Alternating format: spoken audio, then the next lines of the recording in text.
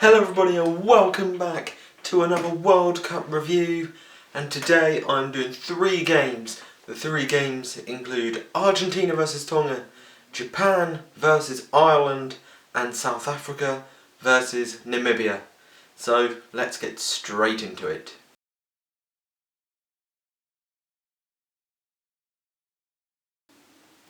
The first game that I'm reviewing is Argentina versus Tonga. This game, Argentina won it 28 points to 12, but the scoreboard doesn't tell the story.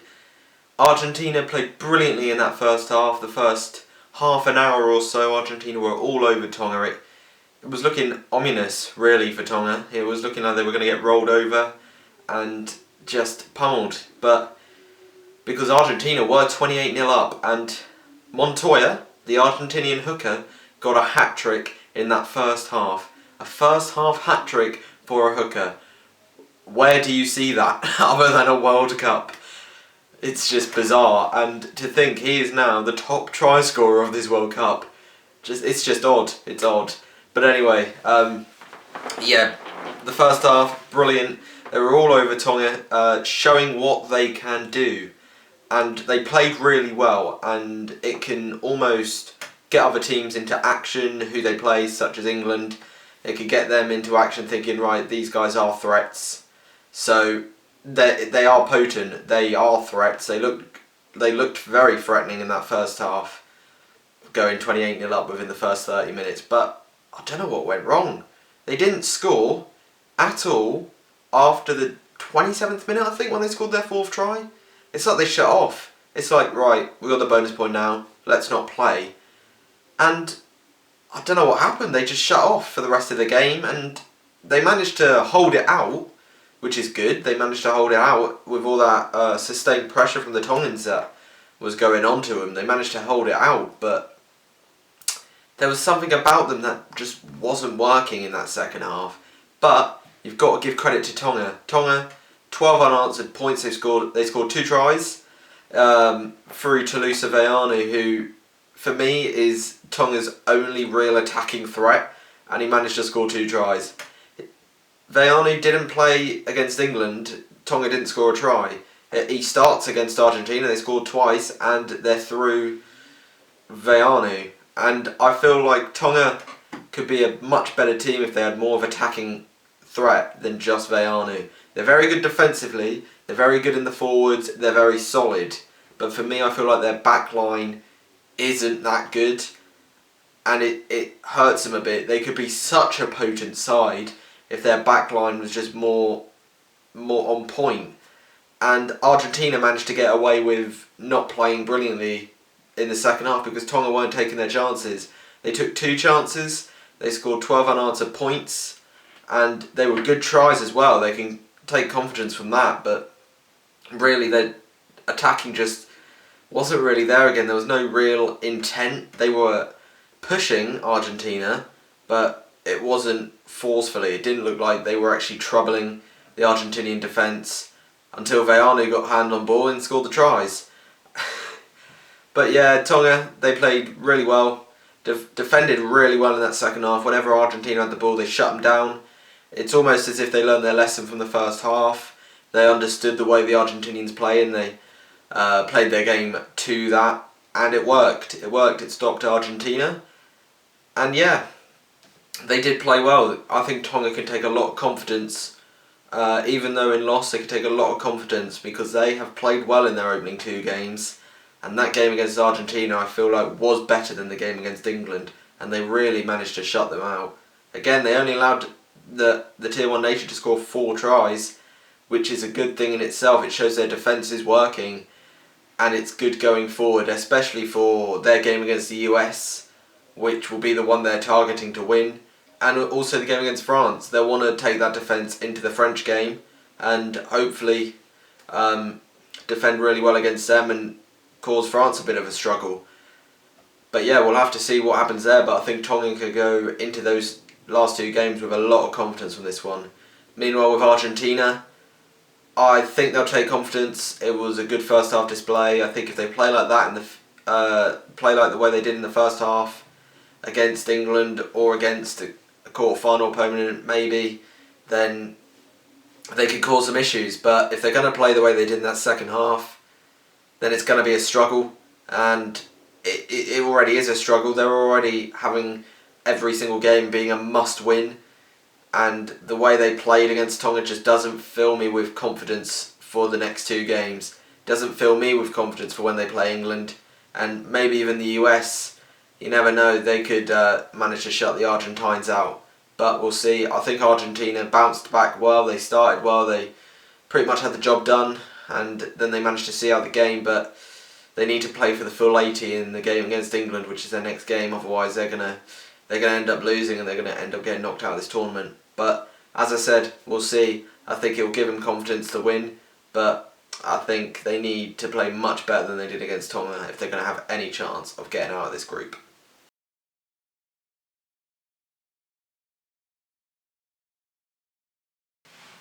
So the second game of the day was Japan versus Ireland, and my word, this had to be the best game of the tournament so far. And yet, we've had another shock. It's come another one, and Japan have brought another shock. The host nation beat Ireland, the team coming into this tournament who were number one in the world. They managed to beat them 16 points to 12, and what a display it was as well from Japan. It was absolutely outstanding. I've got to say, first though, they did make a slow start. I've got to say, in that first half they made a slow start, and Ireland pounced. Ireland got all their 12 points in that first half. They were looking good. They were looking good for the win. They were playing well. They were playing the Ireland way, and they were looking good to get the win. But Japan turned it up. They just turned up the pressure, and my word, Ireland could not handle the attacking threat that Japan posed to them. Honestly, this Japanese side can shock anyone with the way they're playing. I feel like that they're such a difficult team to stop when they're on form and on top, and Ireland saw that. The crowd as well helped them massively. That atmosphere, I wasn't there of course, but that atmosphere, even in front of the telly, was blasting, and it was brilliant to see the support Japan were having from their fans. It was amazing. I think that helped them as well. But their attack, my word, was it beautiful. Ireland just couldn't handle them.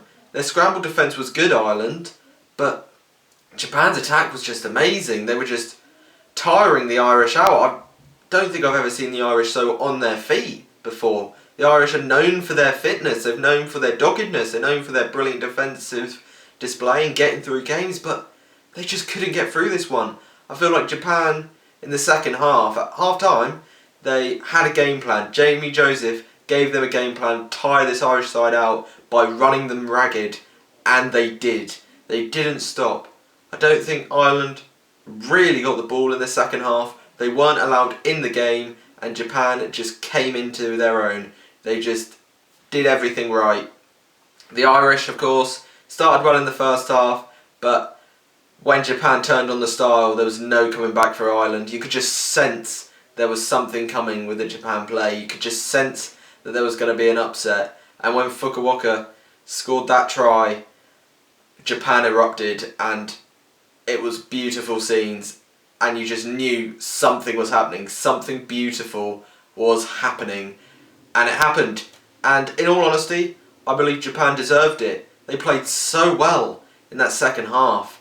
It was outstanding. They didn't allow Ireland into the game. They brought themselves in. They played the way they wanted to play. They tired the Irish out by having to make them scramble and pushing them back all the time. And their attack is so dangerous. I think it could even catch the All Blacks out. It's brilliant. And at the moment, it's looking like they're going to finish top of the group. And who would have thought it? Japan, I mean, I predicted them to come second. I didn't predict them to beat Ireland. But my word, did they deserve it. For me, I don't think Ireland should really go down with their heads down, because they've still got a big opportunity. This is a big old kick in the balls for them, but I feel like they don't need to put their heads down at all. Just keep doing the job that they're doing, and hope that Japan slip up somewhere. That's what Ireland will be hoping for. But they can still get into the quarterfinals. But it's a tougher route. If they finish second in their group, they're looking to face New Zealand. And then they'll look back. If they get knocked out by New Zealand, they'll look back on that Japan game and think, that's where we lost the World Cup. That's where we got knocked out. Because they didn't play brilliantly. They didn't. They just couldn't get the ball. They couldn't get into their flow. Japan were playing a different style to them, and a style that Ireland didn't want to play, and they couldn't get into the game in the second half. And I don't think they should be embarrassed. I don't think it's an embarrassment. I don't think it was a bad loss from an Irish point of view. I just think Japan turned up on the night, and Japan played the best rugby on the night, and overall Japan deserved it. And with the way they're playing, I think they could easily top this group. They can beat the Samoans, they can beat the Scots, and I think they could top this group. For Ireland though, it's going to be a struggle. Of course, if they won this game, they'd pretty much be guaranteed top of Pool A, but now they've lost, they are going to have to carry on going, carry on pushing on, but I don't think it's over for Ireland, not by any stretch of the imagination, but this loss will hurt them, and it'll hurt them a lot. It could hurt their confidence, and it could really hurt their chances, but we'll have to see if they bounce back. But for Japan, it's brilliant for the nation, it's brilliant for the team, brilliant for the fans, and it's brilliant for the World Cup as a whole.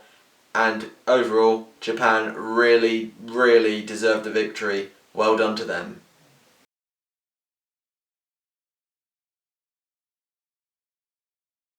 And the final game was South Africa versus Namibia, and I don't really think I need to say too much about this one, to be honest. South Africa made a haul of changes, and they still won easily. I mean, this one was to be expected. They won 57 points to 3 against Namibia. The first score to get over 50 in this World Cup. So that is something. And yeah, there was no stopping them. I think Namibia put themselves under too much pressure all the time. I think it was to be expected, to be honest. South Africa are just so much superior to Namibia. They were always going to win. They were always going to win by a big margin. But I think from that kick-off, when Namibia lost the ball straight from kick-off, they almost lost the game from there, to be honest. If they could have got that ball, gathered it, kicked it away well, then it may have been a lower score, because they pretty much just invited pressure straight away, and South Africa scored, and it was just too easy for South Africa in the end. Namibia aren't the best team in the world. I would have liked to see them score a try. Unfortunately, they didn't have the finishing product. At least they got three points. They did go for penalties. They did go for 3 points when they got penalties, and I can see why. Get as many points on the scoreboard as you can. I can see why they would do that. It's for confidence. Get as many points as you can against a team like South Africa, rather than just going for a try when there's no point if you're probably not going to end up getting a bonus point. So I can see why they did that, but yeah, this game, it was just dominant South Africa, really. They made those changes. It didn't matter in the end. They still won well.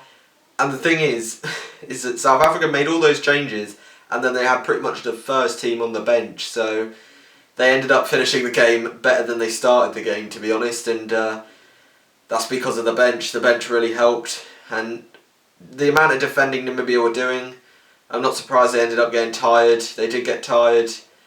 They held their own for little parts in that game, Namibia. They did hold their own a little bit, and but the last 20 minutes of the half, in the second half, were all South Africa, and that was when Namibia were tired. That's when the bench was coming on, and South Africa just dominated. And really, I don't think there's much more to say. I don't know if this game will give South Africa so much confidence. Of course, they lost against New Zealand, so they wanted to put in a good display against Namibia. They were always going to win, and it was a good display. They played well. Their attack was brilliant. But, you know, Namibia didn't really test, and they'll have sterner tests to come. I think that Italy game will be a good sort of indication of where South Africa are. But for now, they needed the 5 points. They got the 5 points easily. I don't think they really used much of their energy on this game. So I think they got through this with what they wanted, the 5 points, no injuries, and it worked. And there's not much more to say to it really, other than South Africa dominated. For Namibia, I don't really think they really bother about confidence, because they know that they're going to struggle in games. Of course, the games that they would target, the Italy game, which they lost, and the Canada game later on in the tournament. And they know that they're not as good as South Africa, they're not as good as New Zealand, so they're going to lose these games. It's all about showing themselves and show how well they play. They don't really show themselves that much, they don't really show much, they barely had the ball. So when they did have the ball, they were reckless with it and they dropped it. So unfortunately they didn't manage to get a try. Got 3 points, at least they didn't get nilled. But yeah, overall it's just dominant South Africa, and deserved the win. Dominant South Africa, and they'll go into the Italy game with their tails up. So yeah, that is my review. Thanks everyone for watching. Put in the comments what you thought of those games, and also put in the comments what you're thinking of the refereeing decisions at the moment. I know that's a very controversial topic at the moment with all the decisions that are going on, so I'd like to know your thoughts on the referee decisions and whether you think that they're doing well or whether you think they're doing badly. I might put a poll on this video saying whether they're doing well or not, which you can vote on. Anyway, thanks for watching. A like and a subscribe would be much appreciated, and I'll see you guys in a bit.